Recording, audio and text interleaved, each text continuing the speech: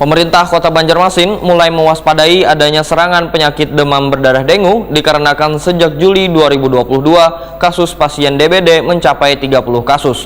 Munculnya penyakit DBD ini dampak masuknya musim pancaroba. Dinas Kesehatan Banjarmasin pun mulai gencar melakukan fogging dengan menggandeng bebuan kelurahan, Babinsa, 1RT di seluruh kecamatan di Banjarmasin. Pemerintah Kota Banjarmasin mulai mewaspadai adanya serangan penyakit demam berdarah dengue dikarenakan sejak Juli 2022 kasus pasien terkena DBD mencapai 30 kasus. Kepala Dinas Kesehatan Banjarmasin Dr. Muhammad Ramadan Wetokuni Prima TV jelang tengah hari Rabu 3 Agustus 2022 menambahkan kasus penyakit DBD mulai menyerang warga di Kota Seribu Sungai ini sejak Januari hingga Juli 2022 hingga sejumlah pasien dirawat di rumah sakit. Munculnya penyakit DBD ini, ujar Muhammad Ramadan, adalah dampak masuknya musim pancaroba atau kadang menentunya cuaca. Dinas Kesehatan Banjarmasin pun, ujar Muhammad Ramadan, mulai gencar melakukan fogging dengan menggandeng beberapa kelurahan, Babinsa, 1RT di seluruh kecamatan di Banjarmasin.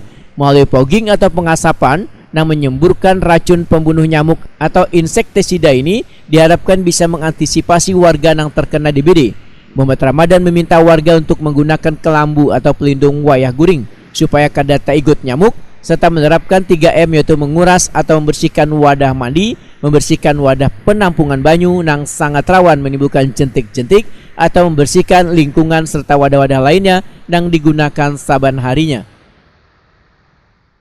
Ada peningkatan ya, dari yang awalnya Januari 3 sampai 5 dan terakhir Juli 8 ya. Memang karena musim pancaroba, status DBD ini semakin meningkat. Kemarin juga ada pasien yang dirawat dan kita lakukan fogging. Apabila positif dan dirawat, segera kita lakukan fogging. Jadi memang di Puskesmas sudah melakukan screening. Apabila rujuk balik dari rumah sakit, memang terindikasi DBD, lalu kita akan lakukan fogging. Pak, pencegahan selain fogging itu apa aja, Pak? Guring pakai kelambu, ya, kemudian 3M, nguras, bubur, kemudian bersihkan lingkungan, ya, dan terakhir ya minum vitamin C.